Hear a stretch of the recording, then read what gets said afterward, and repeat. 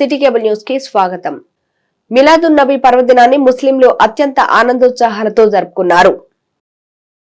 మిలాదున్ నబీ పర్వదినాన్ని ముస్లింలు అత్యంత ఆనందోత్సాహాలతో జరుపుకున్నారు. మహమ్మద్ ప్రవక్త జన్మదిన సందర్భంగా మిలాదున్ నబీ పర్వదినాన్ని ముస్లింలు భక్తి శ్రద్ధలతో నిర్వహించారు. సకల మానవాళికి సన్మార్గాన్ని ప్రసాదించి సర్వశక్తివంతుడైన అల్లాహ్ను సందేశాన్ని ప్రపంచానికి పరిచయం చేసిన మహమ్మద్ ప్రవక్త జన్మదినాన్ని మిలాదున్ నబీగా జరుపుకుంటారు. ఈ సందర్భంగా మసీదుల్లో ప్రత్యేక ప్రార్థనలు చేసే ముస్లిం సోదరులతో కిటకిటలాడాయి. ముఖ్యంగా ప్రసిద్ధి పొందిన జామియా మసీదులో జరిగిన ప్రార్థనల్లో ముస్లింలు పెద్ద సంఖ్యలో పాల్గొన్నారు. మసీద్ వద్ద పెద్ద ఎత్తున అన్నదానం నిర్వహించారు. జామియా మసీద్ అధ్యక్షుడు అంజద్ భాషా, సీలర్ దాదా, ఇలియాస్ పాషా, మక్బూల్ ఖాదర్, ఆఫీజ్, మహమ్మద్ సాహెబ్, తహేర్, బాజీ కమిటీ సభ్యులు, మత గురువులు ఈ కార్యక్రమంలో పాల్గొన్నారు. నమస్కారం. జశ్నే ఈద్ మిలాదున్ నబీ మచిలీపట్నంలో కొన్ని ఏళ్లగా పురాతనమైన జామియా మసీద్లో చాలా ఘనంగా అన్నదాన కార్యక్రమం ఏర్పాటు చేస్తారు. ఈ కార్యక్రమంలో కుల మతాలకు అతీతంగా అందరూ భక్తులు విచ్చేసి ఈ యొక్క ప్రసాదాన్ని స్వీకరిస్తారు. అలాగే ఈరోజు సాయంత్రం 5 గంటలకి జామియా మసీద్ నుండి పెద్ద ఊరేగింపుగా బయలుదేరి కోని సెంటర్ సాయంత్రం జరుగుతుంది. అక్కడి నుంచి మత గురువులు బాంబే నుంచి 2, యూపీ, బీహార్ నుంచి ఒక్కొక్కళ్ళు, ఇంకా చాలామంది మత గురువులు వచ్చి ప్రార్థనలు చేస్తారు, ప్రత్యేక ప్రార్థనలు చేస్తారు. గురువుల ఆశీస్సులు అన్నీ పొందాలని, అందరూ పాల్గొవాలని, ఈ యొక్క కార్యక్రమాన్ని జయప్రదం చేయాలని కోరుకుంటున్నాం. జశ్నే ఈద్ మిలాదున్ నబీ మహాప్రవక్త వారి యొక్క జన్మదినోత్సవం శుభాకాంక్షలు తెలియజేస్తూ, ఈ యావత్ భారతదేశంలో ప్రతి ముస్లిమ్స్ కూడా గర్వపడేటటువంటి రోజు ఈ రోజు వాళ్ళ మా మహాప్రవక్త పుట్టినరోజు సందర్భంగా ప్రత్యేకంగా ఇక్కడ మచిలీపట్నంలో జరిగేటటువంటి కార్యక్రమం ఏ జిల్లాలో కూడా జరగదని చెప్పడంలో మటుకు ఏమాత్రం సందేహం లేదు. ఎందువల్లంటే ఇక్కడ ఉన్నటువంటి భక్తి శ్రద్ధలు కానివ్వండి, హిందూ ముస్లిమ్స్లో ఉన్నటువంటి ప్రాధాన్యత కానివ్వండి, మచిలీపట్నంలో మరి చాలా ప్రాముఖ్యత కలిగినటువంటి మచిలీపట్నం. ఈ యొక్క మచిలీపట్నంలో మరి జామియా మసీదులో కొన్ని వేలాది మందికి తబ్రుకు అన్నదానం ప్రసాదాన్ని మరి ఈరోజు ఎంతో ఘనంగా జరుగుతుంది. అదేవిధంగా మరి సాయంత్రం 4:30 గంటలకి జామియా మసీదు నుండి గొప్ప ఊరేగింపు, కుల మతాలకు అతీతంగా ప్రతి ఒక్కళ్ళు కూడా అన్ని పార్టీలకు సంబంధించినటువంటి వ్యక్తులు కూడా దీంట్లో పాల్గొంటారు. కాబట్టి దీంట్లో ప్రతి ఒక్కళ్ళు కూడా పాల్గొనవలసిందిగా మిమ్మల్ని అందరినీ కోరుకుంటున్నాను. ఈ యొక్క జామియా మసీద్ నుంచి బయలుదేరేటటువంటి ప్రొసెషను మరి చింత చెట్టు మీద, జవార్పేట మీద నుంచి అదేవిధంగా అన్నప్రసాదాన్ని ఏర్పాటు చేయటం జరుగుతుంది. ఏదైతే మొహమ్మద్ ప్రవక్త సల్లల్లాహు అలైహి వసల్లం వారు ఇచ్చినటువంటి బోధనల్ని ఈ రోజున ప్రతి ఒక్కళ్ళు కూడా మారుతున్న సమాజంలో మారుతున్నటువంటి విధానాల్ని బట్టి ఈరోజు మనం చూసినట్టయితే ఆ రోజున మొహమ్మద్ ప్రవక్త సల్లల్లాహు అలైహి వసల్లం బోధించినటువంటి అన్ని విషయాల్ని మనం ఒకసారి తలుచుకోవాల్సిన అవసరం ఎంతైనా ఉంది. ఈరోజు ప్రపంచవ్యాప్తంగా ఏదైతే మొహమ్మద్ సల్లల్లాహు అలైహి వసల్లం వారి ప్రార్థనలు చేసుకుని, అదేవిధంగా ఏదైతే భారతదేశంలో కులాలకు మతాలకు అతీతంగా చేసేటువంటి అన్ని కార్యక్రమాలు అయితే ప్రత్యేకంగా మచిలీపట్నంలో ప్రత్యేకంగా దానికి మత సామరస్యానికి చిహ్నం మచిలీపట్నం అని చెప్పుకోవడంలో ఎటువంటి సందేహం లేదు. అందరూ కూడా కులాలకు మతాలకు అతీతంగా జరిగేటువంటి ఈ కార్యక్రమంలో అందరూ పాల్పంచుకొని ఏదైతే జామియా మసీద్ నుంచి 5 గంటలకి భారీ ర్యాలీతో బయలుదేరిన ఈ ర్యాలీ కోయిన్సిడెంట్ చేసుకుని ప్రత్యేకమైనటువంటి ప్రార్థనలో అందరూ కూడా పాల్గొని ప్రజా సమస్యల పరిష్కారమే కూటమి ప్రభుత్వ లక్ష్యమని రాష్ట్ర మంత్రి కొల్లు రవీంద్ర పేర్కొన్నారు. ప్రజా సమస్యల పరిష్కారమే కూటమి ప్రభుత్వ లక్ష్యమని రాష్ట్ర మంత్రి కొల్లు రవీంద్ర పేర్కొన్నారు. టీడీపీ నియోజకవర్గ కార్యాలయంలో ఆయన ప్రజా దర్బార్ నిర్వహించి ప్రజల నుంచి అర్జీలు స్వీకరించారు. నియోజకవర్గంలో వివిధ ప్రాంతాల నుంచి పెద్ద ఎత్తున విచ్చేసిన ప్రజల నుంచి అర్జీలు స్వీకరించిన రాష్ట్ర మైన్స్, జియాలజీ, ఎక్సైజ్ శాఖ మంత్రి కొల్లు రవీంద్ర వారి సమస్యలు విని కొన్నిటిని అధికారులతో మాట్లాడి వెంటనే పరిష్కరించారు. మరికొన్నిటిని సత్వరమే పరిష్కరించాలని సంబంధిత అధికారులను ఆయన ఆదేశించారు. వారానికి ఒకసారి ప్రజా దర్బార్ నిర్వహించి ప్రజల నుంచి అర్జీలు స్వీకరించే కార్యక్రమం నిర్వహిస్తామని ఆయన తెలిపారు. టీడీపీ నాయకులు గొర్రెపాటి గోపీచంద్, ఎం బాబా ప్రసాద్, జనసేన నియోజకవర్గ ఇన్ఛార్జి బండి రామకృష్ణ, బీజేపీ నాయకుడు సోడిశెట్టి బాలాజీ, పలువురు టీడీపీ, జనసేన నాయకులు ఈ కార్యక్రమంలో పాల్గొన్నారు. ఇవాళ ఒక నమ్మకం రాష్ట్ర ప్రభుత్వం మీద ప్రజలు చూపిస్తూ ఉన్నారు. ఎందుకంటే అన్ని సమస్యలు ఇవాళ రాష్ట్రం అన్ని విధాలా కూడా గత ప్రభుత్వంలో చేసినటువంటి కార్యక్రమాల వల్ల నష్టపోయి ఉన్నారు. ఇవాళ అవన్నీ కూడా కొంత ఆశలు చిగురిస్తూ ఉన్నాయి. మరి ఇవాళ మొన్న వరదలు చూసాం. పెద్ద ఎత్తున ఈ వరదల్లో కృష్ణా జిల్లా, ఉమ్మడి కృష్ణా జిల్లా దాదాపు మొత్తం కూడా జలమయం అయిపోయినాయి. పంటలు కూడా పెద్ద ఎత్తున దెబ్బతిన్నాయి. విజయవాడలో అయితే అటు కృష్ణానది నుంచి వచ్చినటువంటి వరద రికార్డు స్థాయిలో ఎప్పుడూ రానంత వరద వచ్చింది. 11,50,000 క్యూసెక్ల వాటరు మరి శ్రీశైలం బ్యారేజ్ నుంచి రిలీజ్ అయ్యి కృష్ణకు వస్తే, ప్రకాశం బ్యారేజ్ దగ్గర కూడా మరి చాలా 1170 దాని కెపాసిటీ, ఆ గేట్ల కెపాసిటీ 1170 దాటితే గేట్ల పైనుంచి పొంగే పరిస్థితి వస్తుంది. మన అదృష్టం 11,50,000 క్యూసెక్లతోనే రావడం. అయినా కూడా మన వాళ్ళు ఎక్కడికక్కడ చాలా పకడ్బందీగా కాపులా కాశారు. లాస్ట్ గవర్నమెంట్లో వాళ్ళు కట్టల బలోపేతానికి ఏమి చేయలే, ఇంకా పైగా కట్టల మీద మట్టి కూడా ఎత్తుకుపోయారు.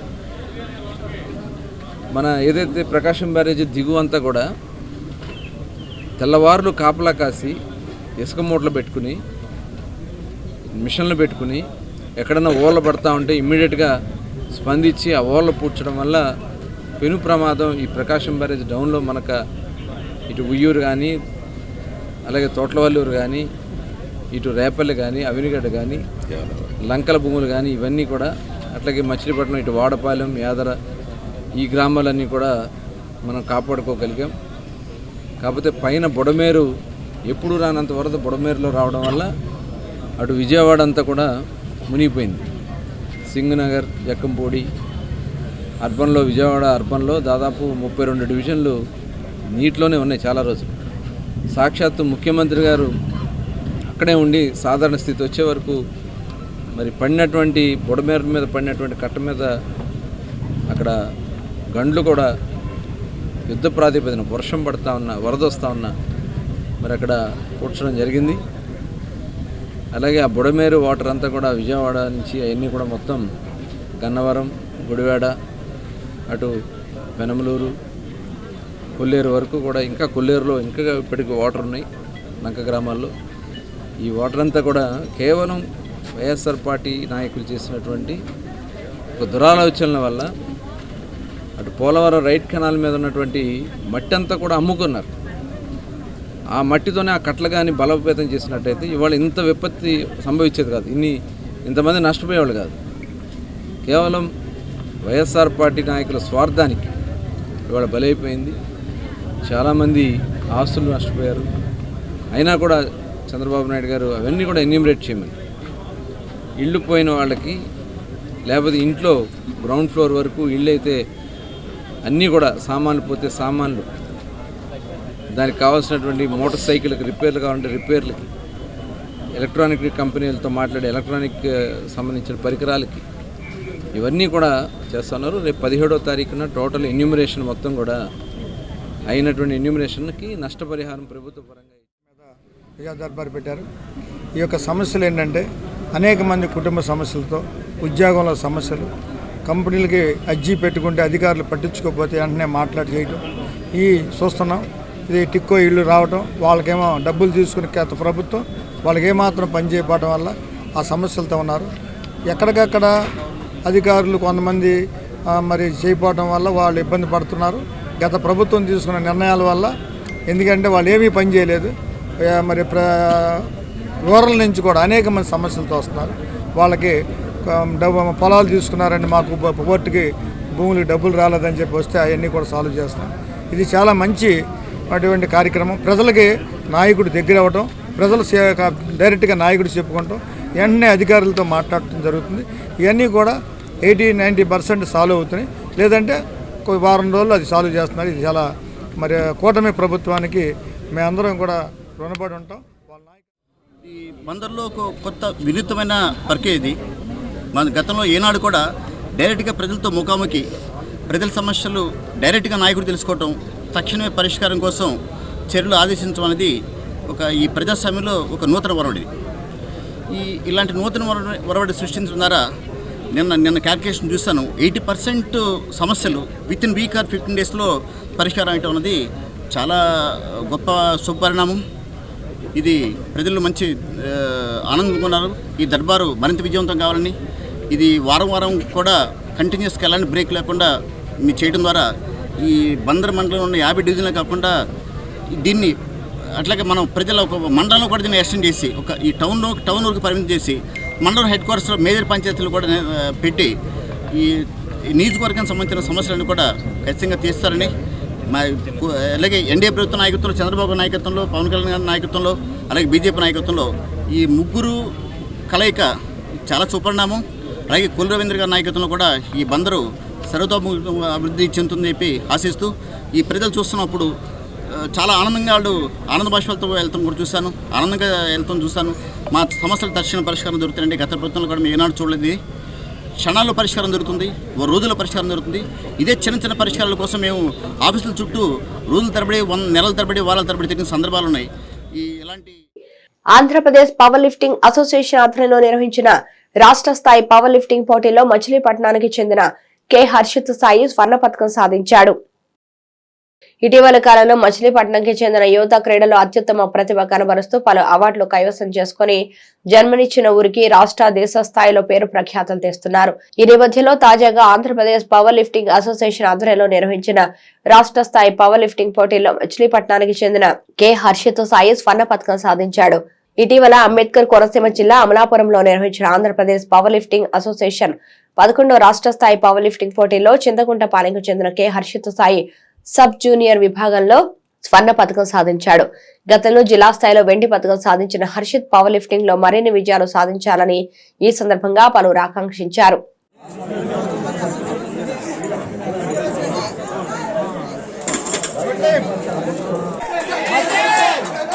जीवन कुमार साई दरका गुड लेफ्ट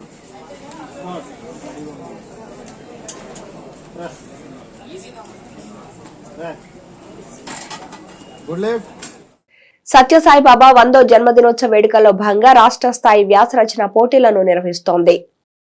శ్రీ సత్యసాయిబాబా 100వ జన్మదినోత్సవ వేడుకల్లో భాగంగా శ్రీ సత్యసాయి సేవా సంస్థలు రాష్ట్ర విద్యా విభాగం రాష్ట్ర స్థాయి వ్యాస రచన పోటీలను నిర్వహిస్తోంది. అందులో భాగంగా ఈడేపల్లి భగవాన్ శ్రీ సత్యసాయిబాబా మందిరంలో జరిగిన కార్యక్రమంలో ఉప విద్యాశాఖ అధికారి బిఎస్సి శేఖర్ సింగ్ వ్యాస రచన పోటీలకు సంబంధించిన కరపత్రాలు ఆవిష్కరించారు.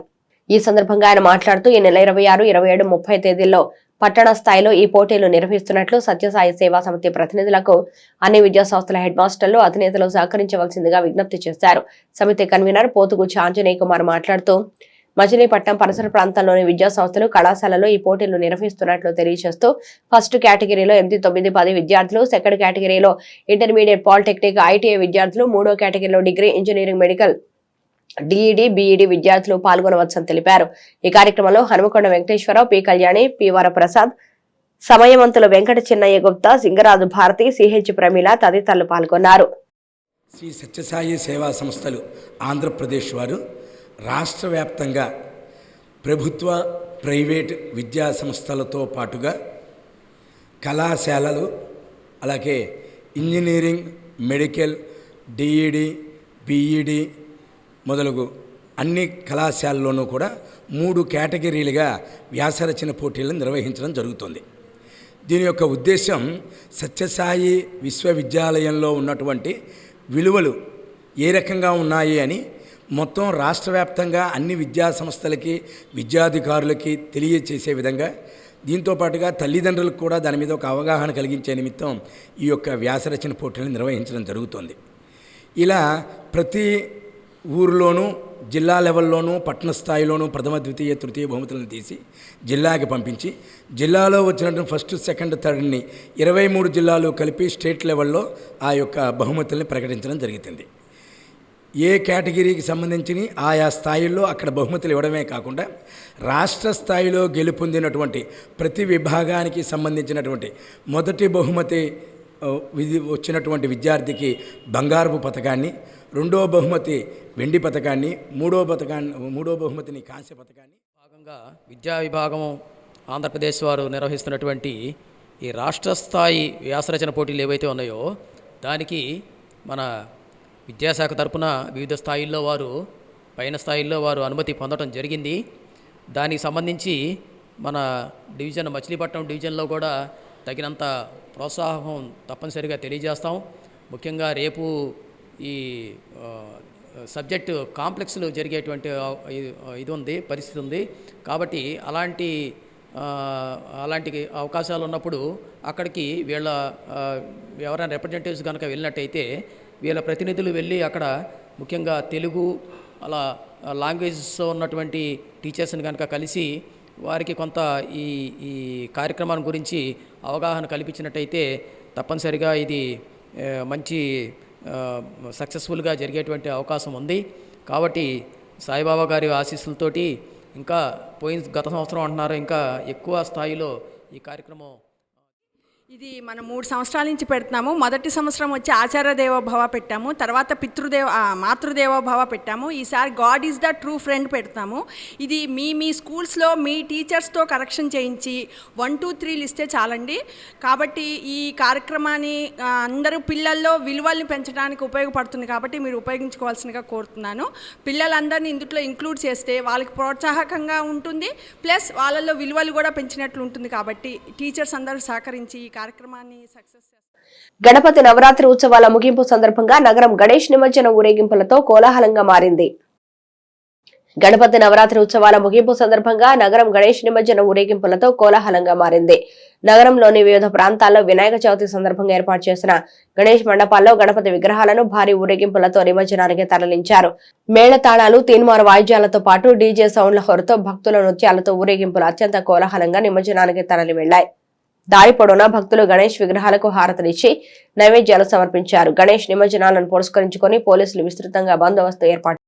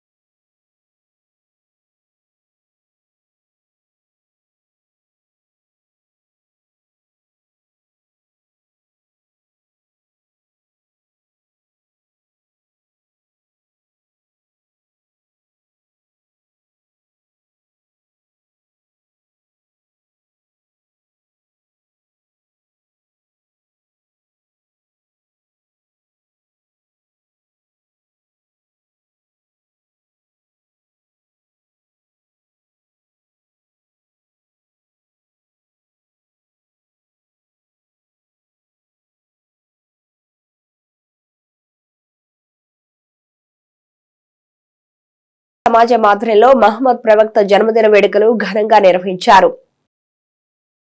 అజ్మీర్ బాబా సేవా సమాజం ఆధ్వర్యంలో మహమ్మద్ ప్రవక్త జన్మదిన వేడుకలు ఘనంగా నిర్వహించారు.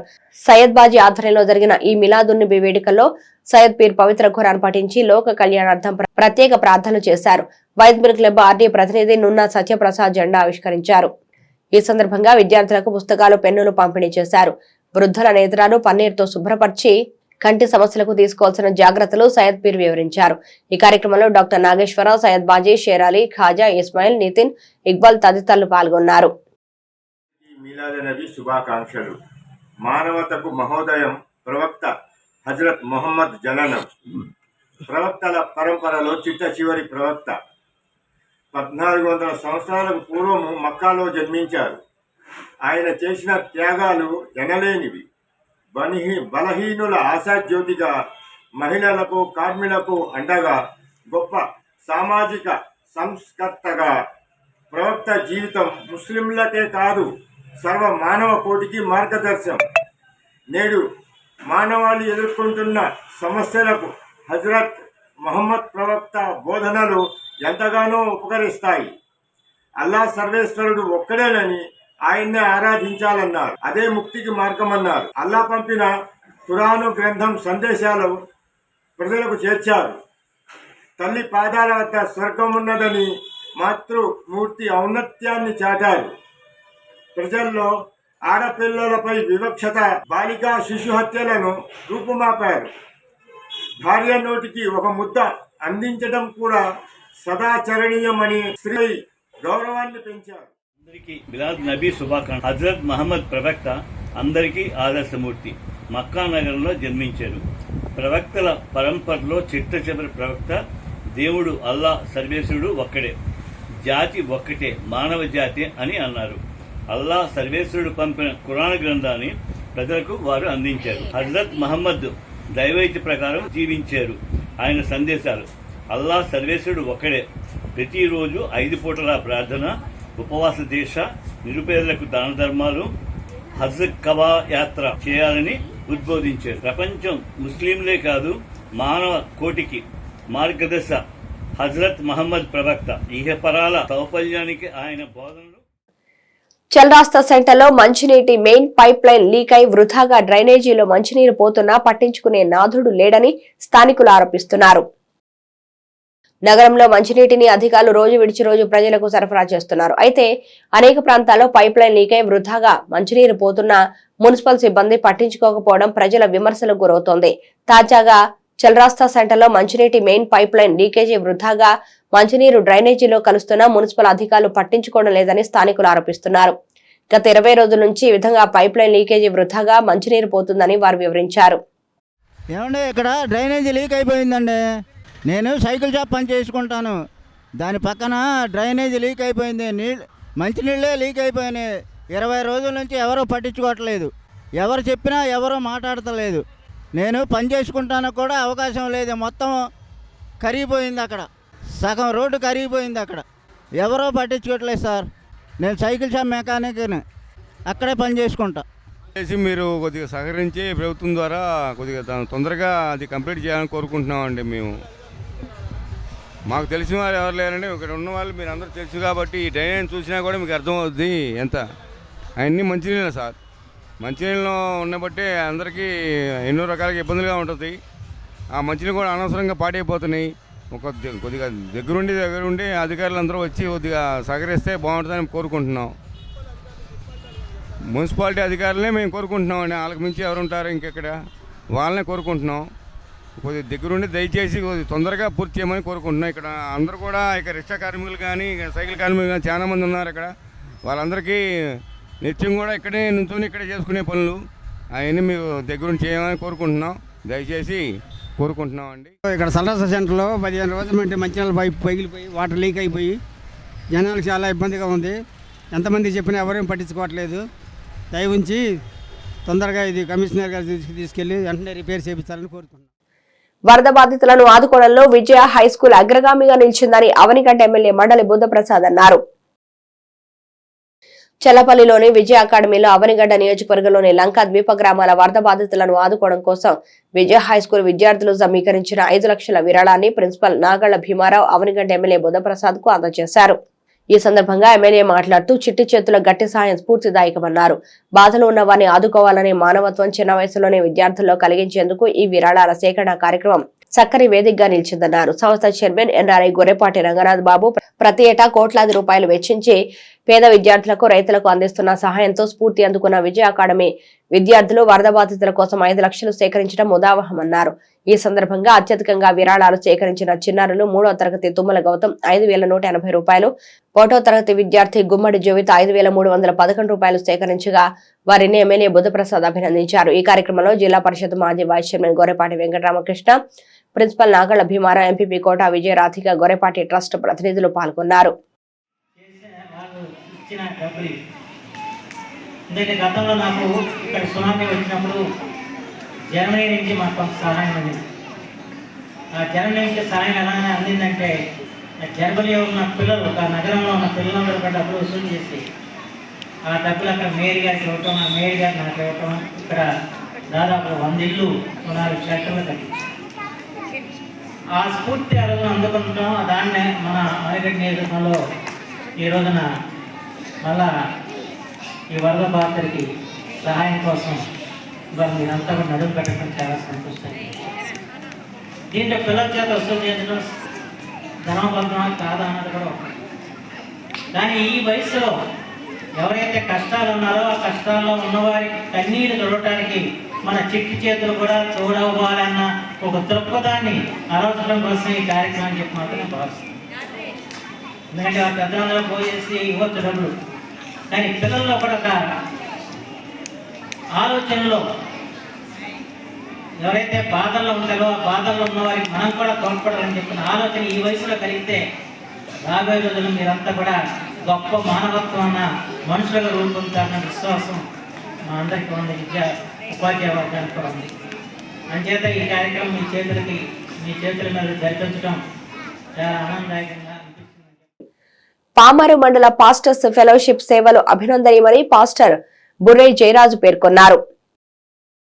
మోపిదేవి మండలంలోని కే కొత్తపాలెం ఎస్సీ కాలనీలోని మహోన్నతుని ప్రార్థనా మందిరంలో గల 100 మంది విశ్వాసులకు పామారు మండలం పాస్టర్స్ ఫెలోషిప్ సహకారంతో దుప్పట్లు, చిన్నారులకు బిస్కెట్ ప్యాకెట్లు, మంచినీటి బాటిల్స్ తదితర వస్తువులను పంపిణీ చేశారు. పాస్టర్ జయరాజు పర్యవేక్షణలో నిర్వహించిన కార్యక్రమంలో సర్పంచ్ కొక్కిలిగడ్డ మాధవి సామాగ్రిని బాధితులకు పంపిణీ చేశారు. ఈ కార్యక్రమంలో పామరు మండల పాస్టర్స్ ఫెలోషిప్ అధ్యక్షులు రెవెండ్ కె యేసురాజు, కార్యదర్శి ఎన్ శామ్యుల్, ట్రెజరర్ బి ఇస్రాయల్, సంయుక్త కార్యదర్శి బి విద్యాసాగర్ తదితరులు పాల్గొన్నారు. మరియు పామరు మండల పాస్టర్స్ ఫెలోషిప్ సహకారంతో ఈరోజు కే కొత్తపాలెం అనే ప్రాంతంలో దైవజనులు బుర్రే జయరాజు గారి సంఘంలో ప్రత్యేకమైన చారిటీ కార్యక్రమాన్ని జరిగించడానికి ప్రభు మాకు సహాయం చేశారు. ప్రెసిడెంట్ గారు, ట్రెజరీ గారు, సెక్రటరీ గారు, మరికొంతమంది ఎగ్జిక్యూటివ్ మెంబర్స్ ఇందులో పాలు పొందారు. అవసరతలో ఉన్నటువంటి వారికి కొన్ని దుప్పట్లు, మస్కిటో కాయిల్స్, చిన్నపిల్లల కొరకు బిస్కెట్లు ఇవ్వడానికి ప్రభు మమ్మల్ని బలపరిచారు. ఈ కార్యక్రమంలో గ్రామం నుండి సర్పంచ్ గారు, కొక్కిలిగడ్డ మాధవి గారు, మరికొంతమంది రిపోర్టర్స్ కూడా ఈ కార్యక్రమంలో పాల్గొన్నారు. కనుక గ్రామ పెద్దలకు, వీడియో మిత్రులకు, స్థానిక దైవజనులు. నా పేరు బుర్రే జయరాజు. మా మందిరం పేరు మహోన్నతిని ప్రేయర్ టెంపుల్. మా కొత్తపాలెంలో వరద చేత ఇళ్ళన్నీ కూడా మునిగిపోయి రైసు, దుప్పట్లు, బట్టలు అన్నీ కూడా కోల్పోయి మా విశ్వాసులు ఉండగా దైవ సేవకులు శామ్యాలయ్య గారు, అలాగే పామారు మండల పాస్టర్ ఫెలోషిప్ వారికి తెలియచేయగా వారు వంతుగా వచ్చి మా సంఘానికి, గ్రామానికి ఒక 70 మందికి దుప్పట్లు, అలాగే స్నాక్స్, వాటర్ బాటిల్స్ వారు అందించారు. వారిని దేవుడు దీవించును గాక. ఇలాంటి సహాయాలు మాకు చాలా అందాలి. చాలా కోల్పోయారు. ఇలా అనేక మంది స్పందించి మా గ్రామానికి సంఘానికి. పెడనలో ఆదివారం రాత్రి జరిగిన ఇరు వర్గాల మధ్య ఘర్షణతో ముందస్తు జాగ్రత్త చర్యగా పెద్ద ఎత్తున పోలీసులు బస్టాండ్ సెంటర్ వద్ద మోహరించారు. పెడనలో ఆదివారం రాత్రి జరిగిన ఇరు వర్గాల మధ్య ఘర్షణతో ముందస్తు జాగ్రత్త చర్యగా పెద్ద ఎత్తున పోలీసులు బస్టాండ్ సెంటర్ వద్ద మోహరించారు. ఆదివారం రాత్రి బస్టాండ్ సెంటర్ సమీపంలోని గణపతి ఆలయం సమీపంలో ఒక వర్గం వారు జెండాలు కట్టగా మరో వర్గం వారు ఇక్కడ జెండాలు కట్టకూడదంటూ అభ్యంతరం తెలిపారు. ఈ విషయమై ఇరు వర్గాల మధ్య వాగ్వాదం జరుగుతుండగా పోలీసులు రంగప్రవేశం చేసి నచ్చచెప్పి శాంతింపచేశారు. ఈ విషయమై పోలీసులు ముందస్తు జాగ్రత్తగా ఇరు వర్గాల ఊరేగింపులు జరుగుతున్నందున మళ్లీ గొడవలు జరిగే అవకాశం ఉందని భావించి పెద్ద ఎత్తున మోహరించారు. పట్టణ శివార్లో పోలీస్ పికెట్లు ఏర్పాటు చేశారు. ఏఎస్పీ ప్రసాద్ ఇరు వర్గాల పెద్దలతో సమావేశం నిర్వహించి గొడవలు జరగకుండా చూడాలని సూచించారు. సమావేశంలో DSP Abdul Subhani, CI Nagendra Prasad, municipal commissioner Gopalarao, tahsildar Purnachandrarao తదితరులు పాల్గొన్నారు. చిప్పసిద్ధి బస్టాండ్ దగ్గర ఏం చేసి ఉన్నటువంటి శ్రీ చిప్పసిద్ధి గణపతి మందిరం దగ్గర కొంతమంది ముస్లిం యువకులు అక్కడికి వచ్చి మన గుడి ముందు వాళ్ళ మతపరమైన జెండాలు కట్టడానికి ప్రయత్నం చేశారు. అంతకుముందు గతంలో కూడా 2-3 సంవత్సరాలు ఇలాగే వచ్చి గొడవ చేయటం, గుడి దగ్గర గొడవ చేయటం, ఎస్పీ గారికి చెప్పడం, ఆ సిఐ గారు వచ్చి ఎవరి గుడి దగ్గర వారు, మీ మసీద్ దగ్గర మీరు, వాళ్ళ గుడి దగ్గర వాళ్ళు కట్టుకుంటారని చెప్పి మాతో కాగితాలు రాయించుకుని సంతకాలు పెట్టి ఒక ఒడంబడిక క్రియేట్ చేశారు. ఆ ఒడంబడికను తప్పి నిన్న రాత్రి 10 గంటల సమయంలో కావాలని వచ్చి ఒక 50 మంది ముస్లిం యువకులు వచ్చి అక్కడ గొడవ చేయడానికి ప్రయత్నం చేశారు. మేము వెంటనే పోలీసు వారికి ఇన్ఫామ్ చేశాం. వారు వచ్చి మీరేం మాట్లాడమాకండి, మేము వచ్చి మాట్లాడుతూ ఉన్నారు. వారు మమ్మల్ని అందరినీ లోపల పంపించేసి మేము అన్నీ తీర్పు చేస్తాం ఇక్కడ అని చెప్పి మమ్మల్ని అందరూ లోపల పంపించేసి సిఐ గారు, ఎస్ఐ గారు సమక్షంలోనే మళ్ళీ జెండాలు కట్టడం ప్రారంభించారు. మన భక్తులు, కమిటీ మెంబర్లు అందరూ దేంటని ప్రశ్నించగా వాళ్ళు గొడవకు దిగి మా మీద రాళ్ల వర్షం కురిపించారు. తర్వాత డిఎస్పీ గారు వచ్చారు. డిఎస్పీ గారు వచ్చి రాళ్లు విసురుతున్న వాళ్ళని వదిలేసి మా మీద లాఠీ చార్జ్ చేసి మమ్మల్ని కుట్టారు. వరదల కారణంగా కృష్ణా జిల్లాలో దాదాపు 1 లక్ష ఎకరాల్లో పంట నష్టం జరిగిందని, నష్టపోయిన ప్రతి రైతుని ప్రభుత్వ పరంగా ఆదుకుంటామని రాష్ట్ర మంత్రి కొల్లు రవీంద్ర తెలిపారు. వరదల కారణంగా కృష్ణా జిల్లాలో దాదాపు 1 లక్ష ఎకరాల్లో పంట నష్టం జరిగిందని, నష్టపోయిన ప్రతి రైతుని ప్రభుత్వ పరంగా ఆదుకుంటామని రాష్ట్ర మంత్రి కొల్లు రవీంద్ర తెలిపారు. ప్రజా దర్బార్ కార్యక్రమంలో ఆయన మీడియాతో మాట్లాడుతూ జిల్లాలో ఇటీవల కురిసిన అధిక వర్షాలు, వరదలకు వ్యవసాయ అనుబంధ రంగాలు, రహదారులు, ఇరిగేషన్, విద్యుత్, గ్రామీణ నీటి సరఫరా తదితర రంగాల్లో 1200 కోట్ల రూపాయల నష్టం వాటిల్లిందని తెలిపారు. భారీ వర్షపాతం, ఎగువ నుంచి కృష్ణానదికి భారీ మొత్తంలో వరద నీరు రావడం, బుడమేరు పొంగి ప్రవహించడంతో పాటు గండ్లు పట్టం జిల్లాలో అధిక నష్టం వాటిల్లడానికి ప్రధాన కారణాలుగా పేర్కొన్నారు. కృష్ణాలో 42,000 హెక్టార్లు నీటిలో మునిగిపోయినాయి. పసుపు, కంద, అలాగే అరటి, వరి పంట, ఆక్వా కానీ, దాదాపు వేరుశెనగ కానీ, ఏదైనా కానీ 42 లక్షల హెక్టార్లు అంటే దాదాపు 1,20,000 దగ్గర 1,00,000 చిల్లర మరి దీంట్లో దెబ్బతిన్నాయి. ఆ రైతాంగానికి అంతా కూడా నష్టపరిహారం ఎలా ఇవ్వాలి ఏంటనేది కూడా అంచనాలు వేస్తూ ఉన్నారు. అవన్నీ కూడా రేపు ముఖ్యమంత్రి గారు ప్రకటించబోతున్నారు ఆ నష్టపరిహారాన్ని అంతా కూడా. అట్లాగే ఇల్లు పోయింది. లంక గ్రామాల్లో అయితే మేము అన్నీ కూడా చూసాం. అవన్నీ కూడా ఇల్లు కూడా దెబ్బతిన్నాయి. అలాగే మంద నియోజకవర్గంలో కూడా చేనేత కార్మికులు ఉంటే చేనేత కార్మికులు మగ్గాల్లో వాళ్ళకి గుంటల్లోకి నీళ్ళు వెళ్ళిపోయినాయని చెప్పి 50 కిలోల బియ్యం వాళ్ళకి రేషన్ కింద ఇచ్చాం. అట్లాగే ఏదైతే ఈ లంకల్లో ఉన్నటువంటి వాళ్ళందరికీ కూడా 6 రకాల వస్తువులు. సిటీ కేబుల్ న్యూస్ సమాప్తం.